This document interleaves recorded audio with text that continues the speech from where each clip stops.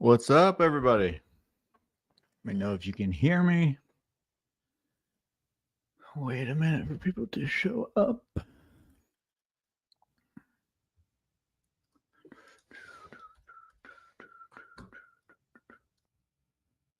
Hey, everybody has some. Hola, Dino, what up? You can hear me okay?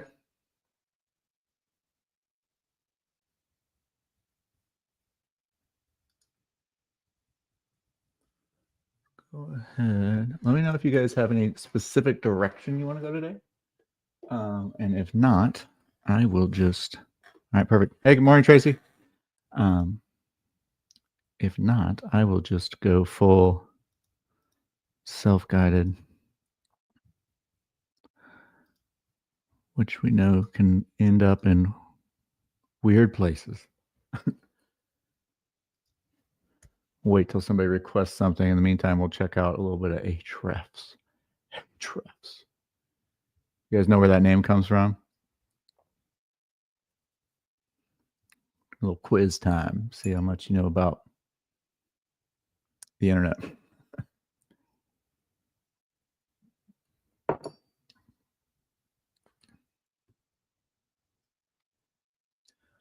All right.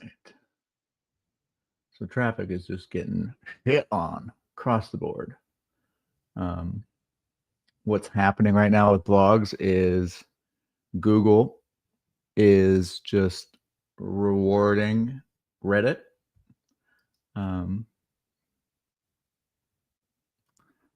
Ooh, happy birthday. I don't know what Scooters is. Is that a bar or is that a... let's type in something. Let's type in like how to edit a video. Add. Product. The only good answers we have down here are from videos. It used to be Google used to give you answers in blog format. There's literally not a single normal blog formatted post here. Obviously, that's super competitive. These people are probably paying a fortune for these spots. It's funny as I pay for literally all three of these tools. I need to trim the fat on some of my expenses. Let's do something else. Let's type in Amazon influencer program, something that like I would want to rank for in my other blog. First thing, sign up makes sense. My article, one of my articles here is 422 impressions for that term, but no clicks. That tells you something. So Amazon actually gets the top 3 spots. So they're just assuming that everyone who's, I mean, it's just not good results, man. You know what I mean? Like, why don't they just have this one and then have it with truncated data, like sign up, like a normal result would. And then you come down here, Amazon again. And then here we go, the bastion of truth and good information, Reddit. Literally the butthole of information. You can say whatever you want there, You can literally say whatever you want. And you don't have to say it with jest because you can just say it behind a complete, just a little username, no picture, just username. But Reddit sold their souls to big AI, and they're training on their data. And I feel like there's some serious cahoots between the bigger companies, and Reddit is getting preferential treatment, and they're really trying to get good content creators to go to Reddit and just feed the algorithm or just feed the AI systems for free. Basically go there and answer questions and get paid nothing for it. And then let ChatGPT use those as answers. A few naive bloggers will try to use that information to try to rank for these terms. And then they'll realize that that's not going to work because that information is all publicly available. And Google wouldn't even care if it was all original and better content because they just want to put higher DR sites. Just very, very frustrating. not to be super negative today, but I'm just very disenchanted with the whole future of search engines. But what I do love is the video. Video and the fact that we now have like TikTok, Instagram, all of the different socials are showing up, and then we have our videos here. So we can, by making the pivot from text to video, we can offset this a little bit. Because if I'm really trying to learn about the influencer program, this shit's not helpful. Sign up, learn more. Amazon influencer program. Let's see if we can do something like tips. Amazon influencer program, step-by-step guide, tips and tricks wanted. How to make money as an Amazon influencer. Like Amazon.com is not going to be the one that's going to give you good tips on how to make money with it. Ad Badger is a little bit better. Authority Hacker.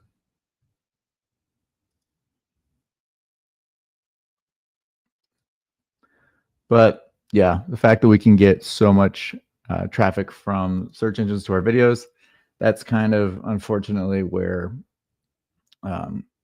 we're left with in terms of that sort of content. That's why I'm, again, so bullish on video. If we're going to do written content, it's very important that I think you should start with the video and then make it text after, and then just don't really expect much from it from the text side. From the video side, you should expect quite a bit from it. One thing I was thinking about the other day, I was talking to one of my buddies, and we we're kind of talking about why some channels seem to blow up and others don't. And one of the things that I kind of landed on was they're creating content that has the potential to actually go viral. So I've been if you do like a podcast and you do that every week and then you kind of try to do the slow grind, the problem with that is there is no viral opportunity.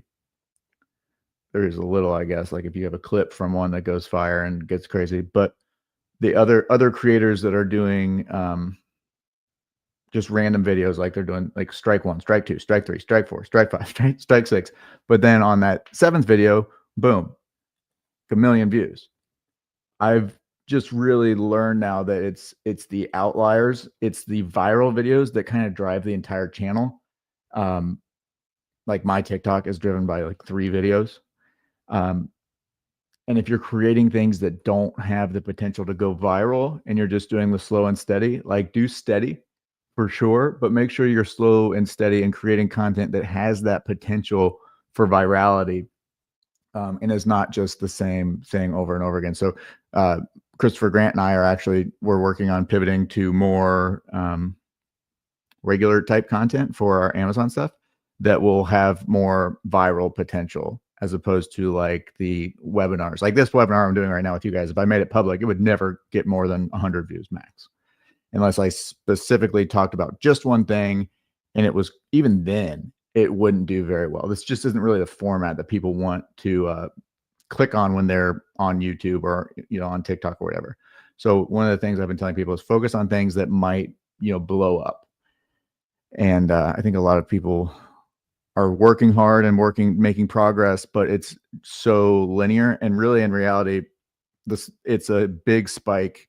It's a bunch of strikes and then a home run and then a bunch of strikes, another home run, but the home runs end up making you go way further overall. It's coffee place like Starbucks, a little early for a drink from the bar, but I guess it's 5:30. Yeah, no, I was thinking if you're going to drink in the daytime and one day of the year, it would be your birthday. If I drink in the day, I fall asleep. I've got 2 more webinars to do today. All right.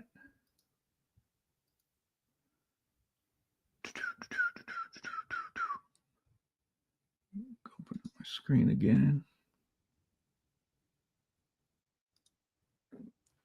Let's do a little. One thing I need to do today is I do have to get some keywords for a blog. what we're doing, I have a blog that I'm working on with somebody that is in the, Tom from the Points and Miles Academy. You might know me, one of my good friends, business partners, doing a blog, and we're trying to get the core blog posts on there. So right now I'm trying to find the low hanging fruit opportunity. So I'll just show you guys. I know I just said that, blogging's kind of dead and it sucks, but it's not entirely dead. I'm about to show you if you are writing a blog, and also these same topics can be used for video topics. Wait a second. Hot. All right.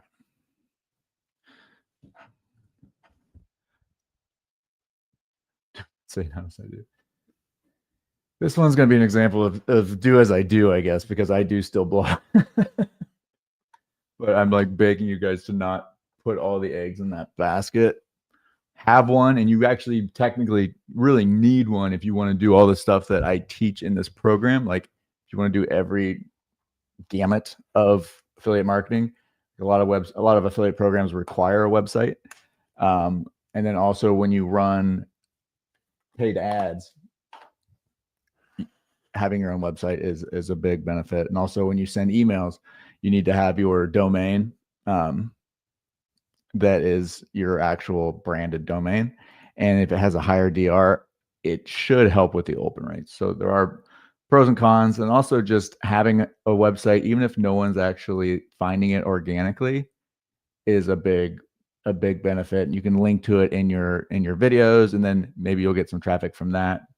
It is one of those things we still do. Unfortunately, we have AI, so we can convert video posts or videos straight into actual blog posts really easily, and you don't really have to care if Google's like, "Hey, this is AI." I'm like, yeah, bite me. I'm not gonna recreate new content every time. But also, if you're repurposing videos into to blog posts, it wouldn't come off as AI most likely, because those are your original ideas spoken the way that you would normally talk. So it shouldn't be as bad. So let's do. I started with a little keyword list here, and I found some keywords that I liked. For those of you that do Amazon selling, this is very similar to just the concept of rabbit trails, finding leads based on other leads. So maybe the first one you find it's not usually the winner, but it leads you down a path that could help you find winners. So for this one, like, let's click on Delta standby list. We already did a blog post on this one. Are you using any automation to mass schedule posts? I don't think so, because that's not quite your thing, but just curious. No, not really. So there are a ton of really cool automations that you can do. I have a few very basic ones, and also just simple integrations. Like if I post to Facebook, post it to Instagram. I'm not a huge believer in automating content across the board, just because it usually doesn't perform well. And some types of content really need to be changed before they go on different platforms. I am posting everything that I make now short form on YouTube, TikTok, and Instagram. So that short form videos, all three. Everything else, long form, just YouTube. All right, so here we've got Delta standby list. So what I do now is I kind of look around, and one thing that I like to do is see what websites are ranking that shouldn't be. I think we've talked about this quite a bit, where you can't really learn anything from the big sites like Reddit. As usual, Reddit's right here. That tells me nothing. It doesn't tell me that I can possibly rank for that term, because Reddit ranks for everything, no matter what. YouTube, that's nothing I can gain anything from. But what I'm looking at here is this DR. So DR is basically how reputable the site is. The higher your DR, the easier it is to rank. Obviously, it's not the only factor, because a site like 10x Travel is only a DR 44, which is good, but not earth-shattering. But all things being equal, 2 articles that are just as well optimized. The one that has a higher DR will perform. And then after that, it comes down to things like backlinks. Like this one has a ton of backlinks. So that would make it more valuable. But again, it's also Delta itself. So they might not be valuing that as much. So one thing I do, like I see this 10x travel. Let's go to that website. I'm going to do an overview of this blog post. And I can actually see all the keywords that that article is ranking for. I can see if there's any other ones that might make a better blog post on their own. And then what I really like to do is once I've found that website that is ranking for something that it maybe shouldn't, is I go to see what all of the words that they're ranking for. And then I'll filter it by keyword difficulty from lowest to highest. And then I can actually see all these potential terms like cancel Amex Platinum. That's not a good term. Some of these might be Boston to Zurich. And then down here it shows what type of intent these have, which is relatively new feature. It's pretty cool. Informational and commercial. Commercial is good for affiliate stuff, obviously, because that means they're considering a purchase.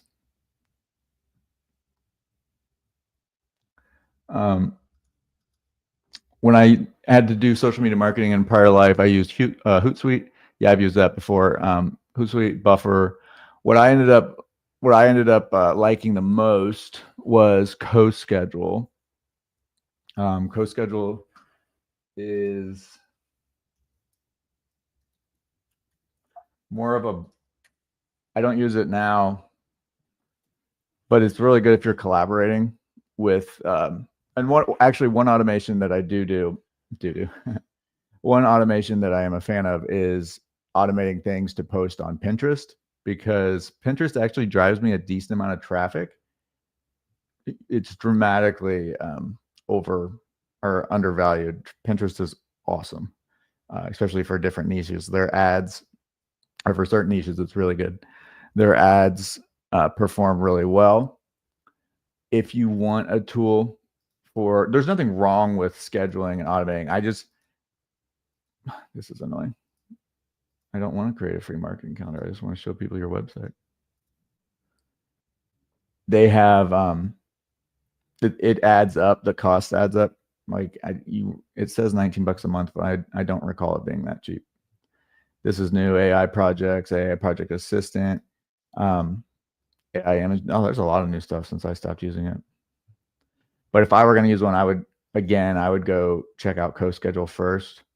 They also have some cool features like you can store all of your brand assets and stuff like that, your lead magnets.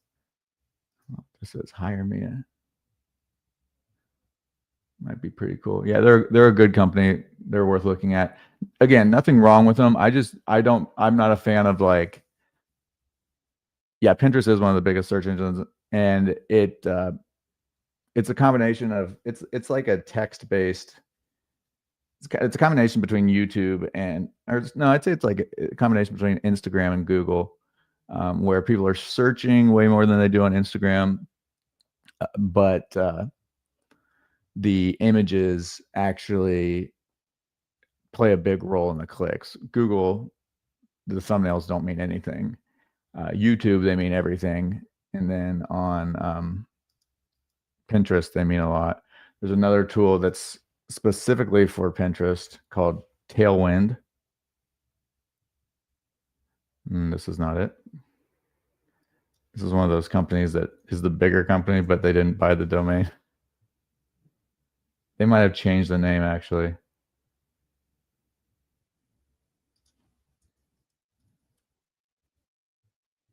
Tailwind app. I've noticed that a lot of the tools that used to be like single things, if they get popular, yes, it does. Unless they change something, it does work with Pinterest. Let me come down here and double check, but I'm pretty sure.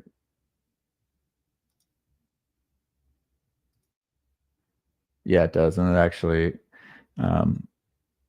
gives you a lot of data and insights in there. But yeah, I love Pinterest ads. They convert really, really well. You can't targeting is not as great, but the cost per click is low. Usually it's a little bit lower than Facebook ads, and it's just an untapped resource. A lot of people don't realize how to run ads on it, and it's a solid. If I get the time, I'll make a full mini course on it. All right, let's see here. Let's go ahead and create a filter. So as always, filters, filters, filters. BESR, what is that?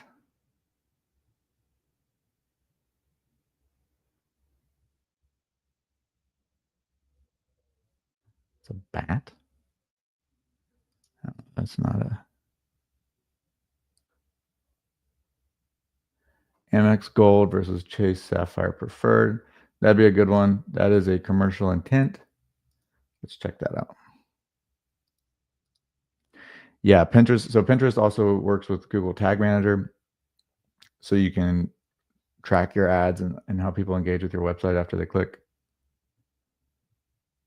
What sucks about being in this niche is NerdWallet and the points guy dominate.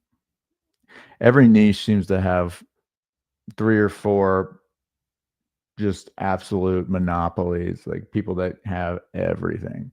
They get the benefit of the doubt on every single term. And in the finance space, it's NerdWallet. So this is another rabbit trail I'd go down. This guy he's ranking for something with 0 DR. So anytime I see somebody that has absolutely no domain authority, like this blog started in, so I can sit here and cry about blogging being dead, but there's some good supporting evidence here against my point, and that's blogs like this that for the traffic value cannot be accurate. It says it's worth $10,900 per month if these clicks were purchased. So that valuation, for the record, that is how much it would cost if you bought the traffic to the terms that he's getting traffic from through Google Ads. And some of those are grossly overstated because the cost is wrong. But basically he's ranking for keywords that are like this one single post is worth, or this article is worth 8.9 thousand. I'm going to use this, save this somewhere.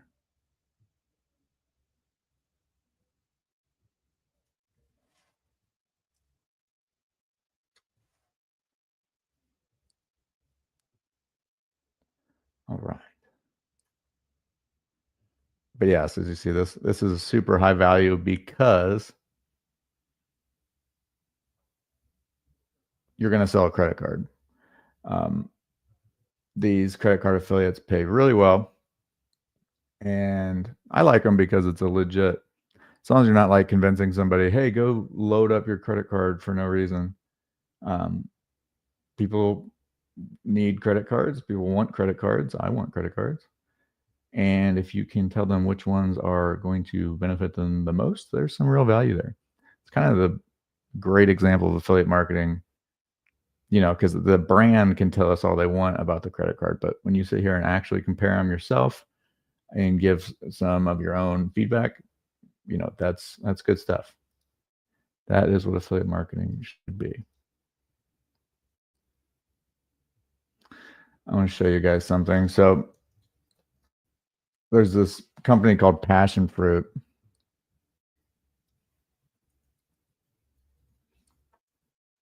I gotta clear my search. It defaults to these autofills. So there's somebody called Passion Fruit, and it's pretty cool. It is a influencer marketplace where you can sell your own audience, basically. So like I could do a email broadcast for somebody, or I could do guest posts, stuff like that. It's basically buying influencer marketing or selling it. But this company royally messed up, and I bought a campaign from this company called Crux Finder. So I was looking for something to run ads to a webinar I'm doing today. So I typed in Amazon FBA, Whoops.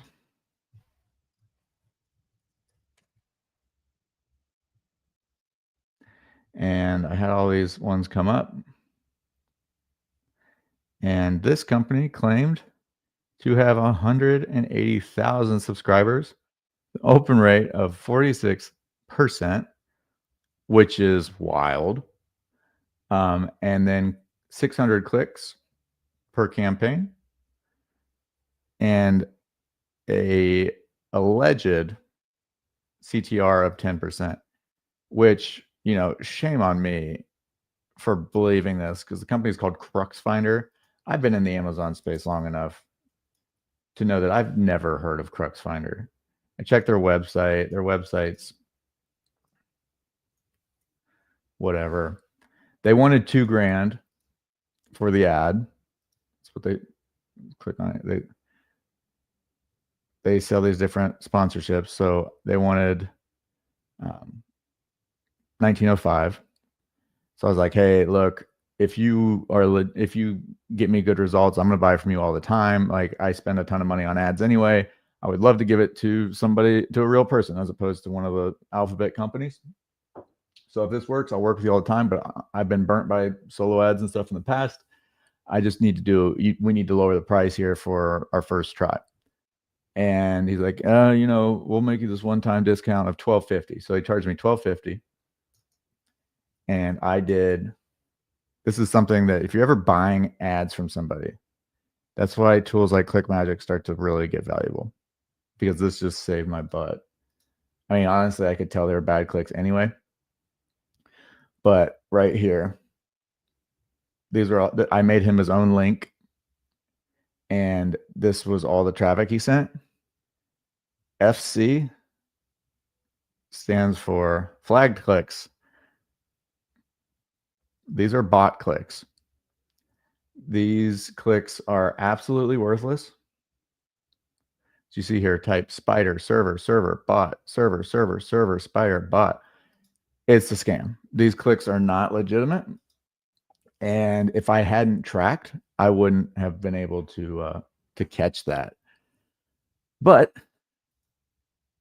it is worth checking out if you can find a company that's legitimate and work with micro influencers. So if you have a product, I was going to use them for the affiliate stuff. If someone has an audience and you can buy traffic to them, if you know your EPC and it's actually the audience that they claim it is, that's the problem, is that a lot of times it's like, well, why would somebody who has this audience, why would they not just sell their own stuff or their own affiliate stuff? Why would they charge for these campaigns? And if there's any ROI there, why would they even do that? And some people just prefer, like, I mean, you gotta think about this method works the best for like YouTubers. You gotta think about like let's go to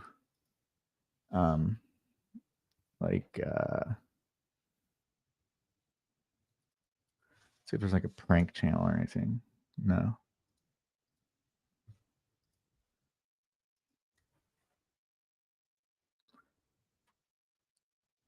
So I'm gonna go here and find people on YouTube. Let's see the biggest subscribers. Oates Jenkins, Just Jordan Things. Okay, let's do productivity. Let's see if we can find, or no, tech. Let's do tech. Let's say that I have a software that I want somebody to review. You can actually connect with Lou later. Unbox therapy, where products get naked. And then he actually shows examples of the videos he's made. Engagements per video, 19.1. He probably charges a fortune, 20 grand for a 15 to 20 second shout out. I think a lot of the times they put these I've never heard of this guy. It says he has 804,000 subscribers, but then on Passion Fruit it says 24.8 million. If he has multiple, oh, maybe Unbox Therapy, maybe he has multiple accounts. Oh wow. Yeah, this one does have 24 points. So it works best on stuff like this, where this guy has so many views or so much traffic that and also it works even better for people that can't monetize their channel traditionally. Videos like this, honestly, it's probably kind of like a Super Bowl commercial where you're like, how the heck would somebody pay $1 million for an ad? But then when you actually crunch the numbers at the end, you're like, that's actually a really good deal. This is where it does work best. So this is another one of the reasons why I'm saying, guys, like focus on building that audience, building your reach, because other opportunities come along.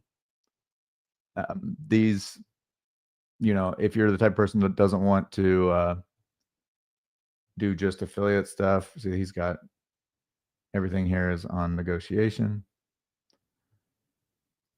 App Find, like if you, it's pretty motivating. This is actually $95. Are you kidding me? App Finder newsletter. Let's save that. That might actually be.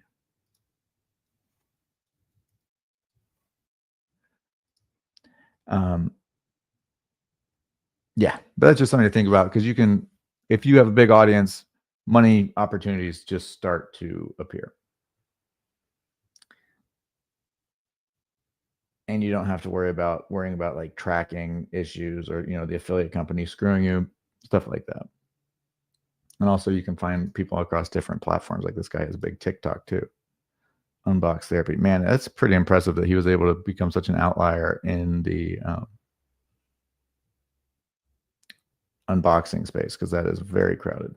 Good for him. But yeah, as you can see here, Crux Finder also another red flag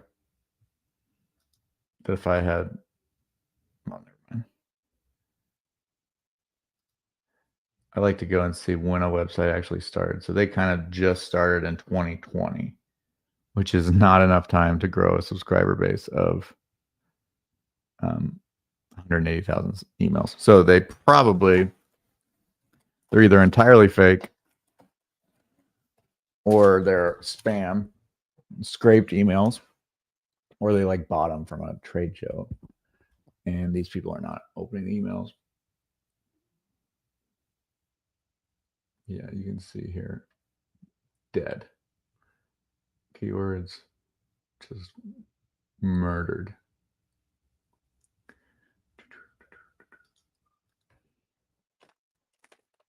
You guys have any questions for me today? Anything you want to talk about? I want to have a little protein bar real quick. These are amazing. Too bright. Bear bells. Holy crap.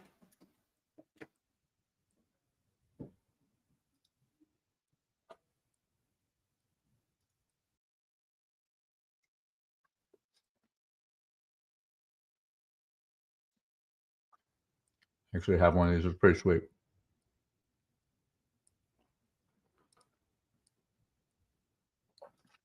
They're good, and they sell them at Target.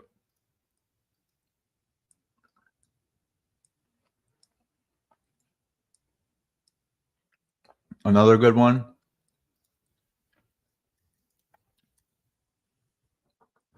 Puff Bar. These literally taste like marshmallows.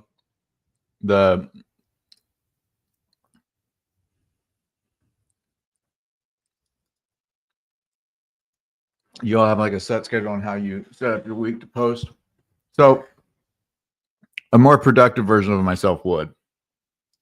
I kind of do.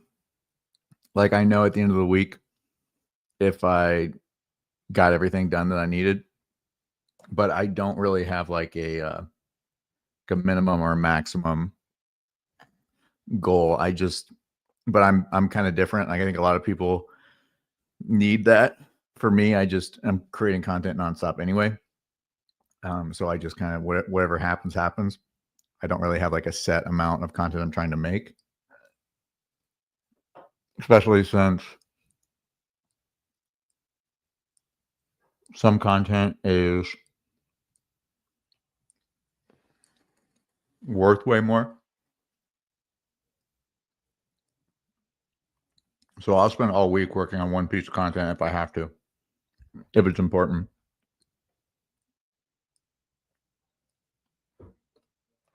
But yeah, I would definitely recommend thinking about at least having a goal for how much you're going to create each week.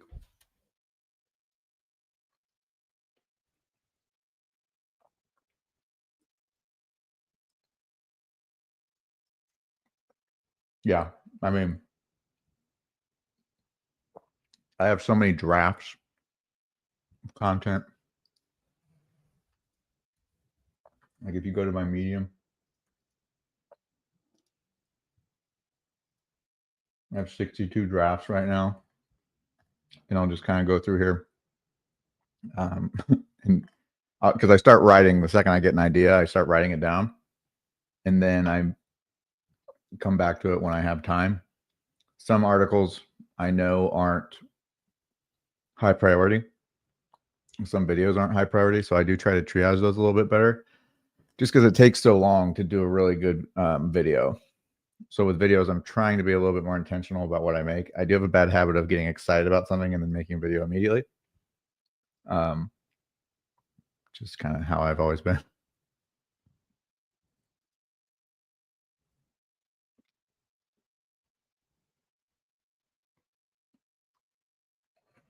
You seem to be pretty consistent on TikTok either way, Dino. I see your posts every day. You're probably one of the few people. Let me see. I bet I can.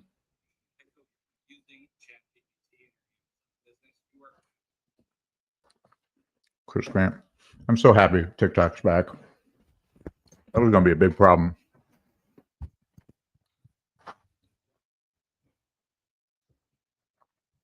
That being said, I do hope it's not actually a security threat. I was more upset about CapCut. CapCut we actually pay for. I'd already paid for it in advance. I mean, it's not like a fortune, but you can't just take my program. And what are they doing with that data? Like, what are my videos today? Like the videos that I'm uploading to the World Wide Web anyway, for the entire world to see. Like I'm not making these secret videos just for me and the United States government.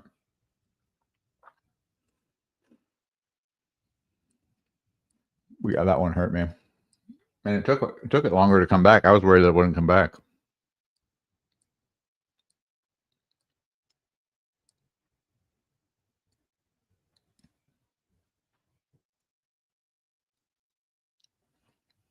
Well, what pissed me off was you could just tell that Mark Zuckerberg is trying to weasel his way into good favor with this administration. And not to get political, but he immediately made their edits app, which is not even ready. He launched it for pre-order, which is like it's a free app, so there's not even pre-order to do, for March, the day CapCut went down. And this is right after he did his little perm and chain video about how we can say the R word again on Facebook. He's so clearly kissing butt, trying to just get good favor. But I mean, hey, that's business, I guess. My question is, when do you have enough money, dude? Like, what are they doing when you have so much money? Like, dude, go do something. Like, why are you still doing shit like this? Don't you have hobbies, like real hobbies? Any interests or passions? Dude, if I had that much money, you would never see me. You'd see me on the news because you'd be like, the guy who tries to, fly over the ocean with some, I'd be spending so much money on like hoverboards and stuff. You wouldn't find me being like trying to nickel and dime businesses and trying to scheme my way into getting my app at the top spot. Like when you have FU money, it's sad. Good book, Psychology of Money, if you get a chance. Dude, I mean, are we just gonna pretend that Cambridge Analytica didn't happen? Like that's 100% why Zuckerberg was like he's trying to be, Mr. Cool now. Like, dude, you guys sold our data so bad. And the video stuff is going to become a massive. I just don't think anyone's like AI has like caught people off guard where the people like you and I who are using it are so caught up using it because it's benefiting us now that we aren't complaining. And then everyone else isn't using it and they don't know how it works. Like it's just magic to them, And to me, I don't know how it works either, like on a deeper level, but I do understand that you can't make video content with AI without training it on video content. And we absolutely did not give permission to use our video content on YouTube. And it's obvious, it is plain as day that they are using YouTube video to train these AI video generators. Part of why they still stink is because I think they're trying to not steal too much at once to make it too obvious. And I think that they know they're going to have a lawsuit, and it's going to be one of those things where like, dude, that's just a good expense. That's a good investment. Thoughts on conspiracy that TikTok went dark to transfer to Meta servers? I don't know. I think it would be too hard to. Most conspiracy theories, this is how I look at conspiracy theories.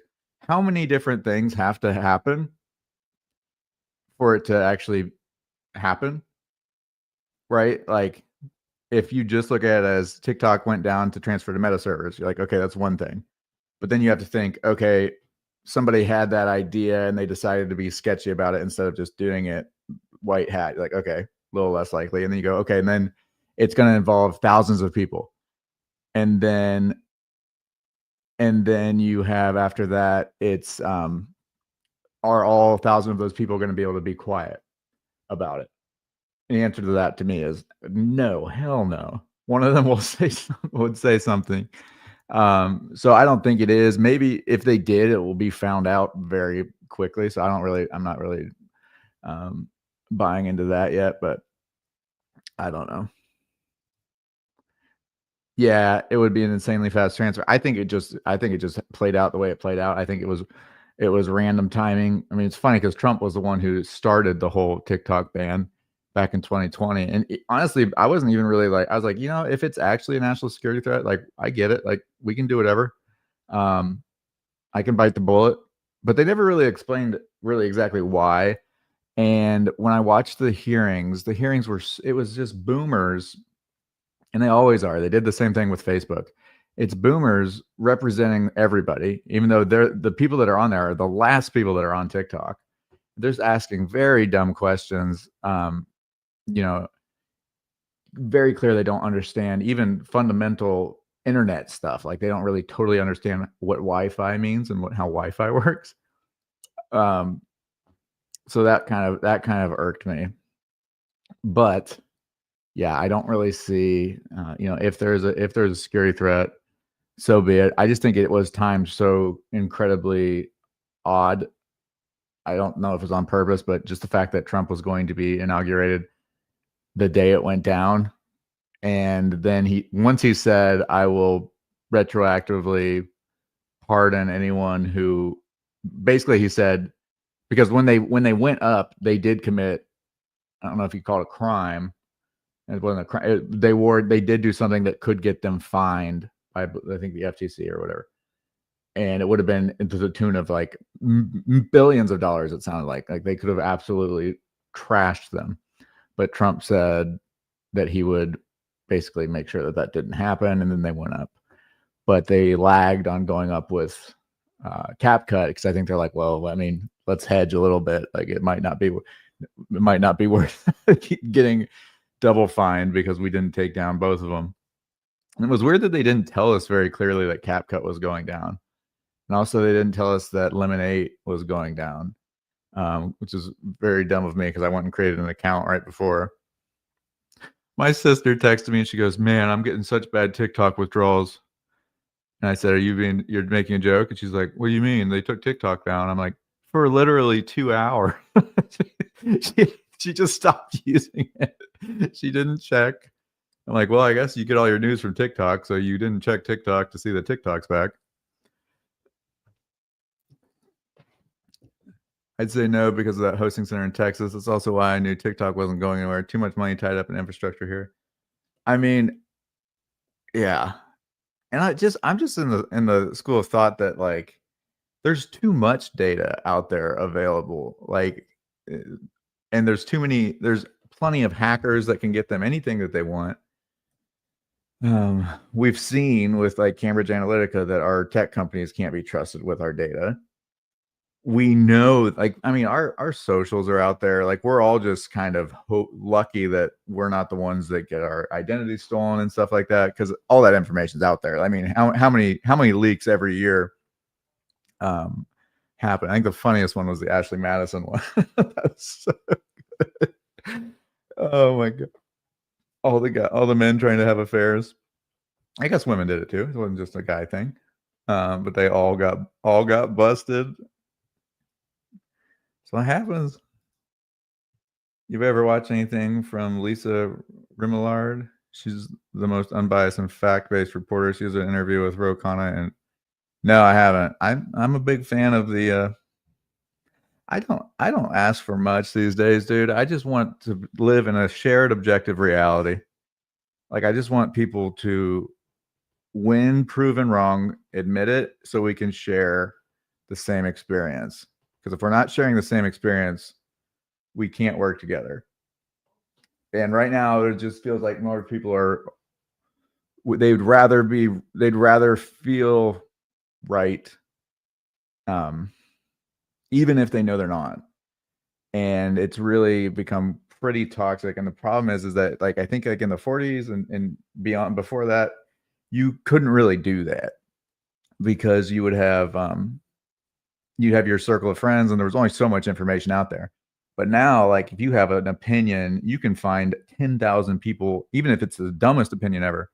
You can find 10,000 people like that who agree with you, and that's pretty overwhelming. Back in 1940, if you had 10 people that agreed with you, that was enough. So it's pretty wild.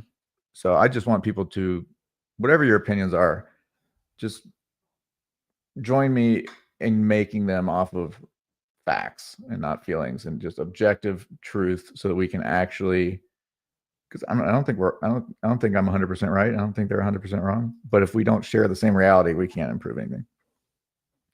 You know how many times my info has somehow got through the DoD? I've given up. Oh yeah, I mean, I don't. A lot of the times people are like, "Dude, why are you showing your you go delete your YouTube video. You show your address." I'm like, dude, I don't care. Like, it's so publicly available, and also all you need to do is join my email list, and I legally have to give you my address. I guess I could use a PO box, but I mean, if somebody wants to come to my house and find out, they can. People aren't that weird though. Like I think we watch so much TV that we think people are so weird and bad. Like, dude, I could give my address and nobody's gonna come and what are they gonna do? What? Because I made YouTube videos, they're gonna come and you made a video about how you can make 3D Canva. Pop, pop. Not on my watch. I drove all the way from Nashville, Tennessee to come and no. Now there is a group that I think need to actually be wary of this, and I haven't really heard of it happening. So, but I feel like I'm shocked it doesn't happen. And that is the big crypto bros. Like, if you want to come to my house and rob me, we're going to have to make several trips to the bank. Like, I'm not liquid at all. I'd be the worst person to rob. But if you want to rob a crypto bro, you go and get their USB stick. You ask for their password, gone. So I'm always shocked that the crypto guys are even bothering on YouTube. Like, if you have all this crypto, you need to lay low. It's never happened. So, but it just seems to me, I'm like, how has that not happened yet? Hopefully, I'm not starting that as a trend. But Yeah, that's one of the things that scares me. So even back when I was doing crypto and I had a good bit, I had a Facebook group about it, and it kind of hit me one day. I'm like, ooh, if this gets to the point where people know that I had this much back at this point, and then now I have this much, now it's been a certain amount of time, that could be bad, because yeah, that is something that somebody could come and rob you for. But so off topic. How did I get here? Oh, Ashley Madison. Yeah, dude, that's what happens, dude. And you start acting fool. Yeah, I mean, I've given up on it, and also I know it's like kind of a cop out, but I'm like, dude, and I want everyone to have privacy, but also like personally, I don't care, because there's nothing that I'm doing that would get me in trouble. Um, and I don't think most people are doing anything that would get them in trouble. Granted, I appreciate the right to privacy and all that, but at the same time, I'm like, man, if you want to be online, you basically are giving that away. If you ever want to buy anything, you're giving that away. And it's kind of a trust you have to have at scale, and just hope that if it does bite you, it's not a huge, as big of a deal as it could be. I had a question. Are there certain legal statements that need to be on a domain? So you can basically, let's go to like Authority Hacker. One of the best examples. I would literally just use ChatGPT. Down here, you see they have cookie policy, disclaimer, privacy policy, refund policy, and terms. You will want to have privacy policy. It's just basically, honestly, like, I don't want to give you legal advice, but if I were just trying to whip up a lazy, because I bought this deal from AppSumo for a service called Get Terms that was super cool, and I wish I would have bought the agency license so I could give it to y'all. But that ship sailed. Um, but it creates terms, and you basically just give it like the info, and then it fills it out. I would say here, let's chat with this web page.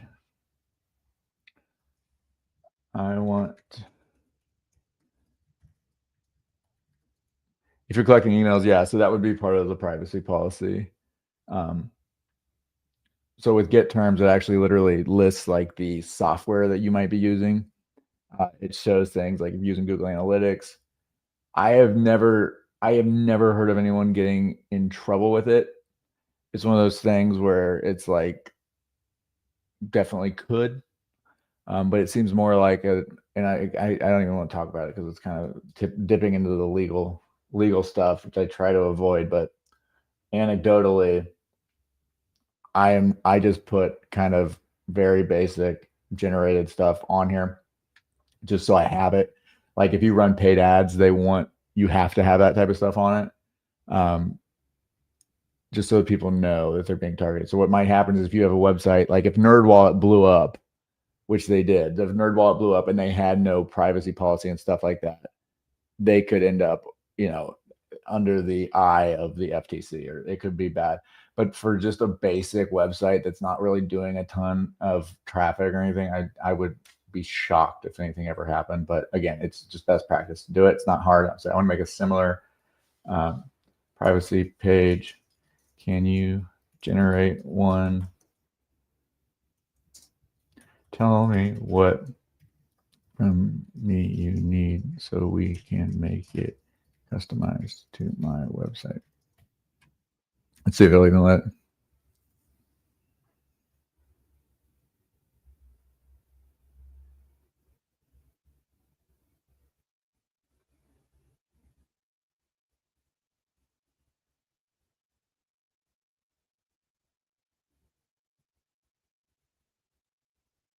So yeah. Oh wait, I'm not sharing my screen. Sorry. He's probably wondering why I'm just sitting here staring at it. Basically, I went to Authority Hacker. I went to their privacy policy, and I said, I want to make a similar privacy page. Can you generate one? And he gave me all this. Copy that. Go to Google Drive. Google Docs. All right, now let's do Google Sheets.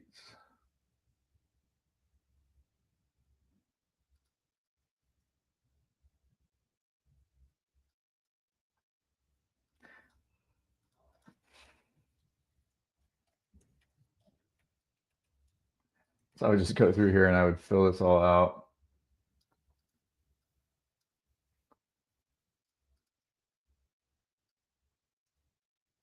I'd say I don't need age of users.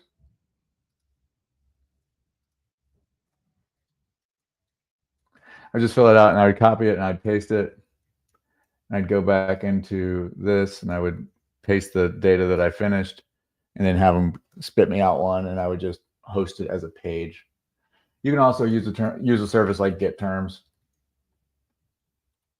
Let's see what their pricing is. I don't know what their price. Yeah, the pricing's. I mean, that's not bad. Well, for life, $149 for life.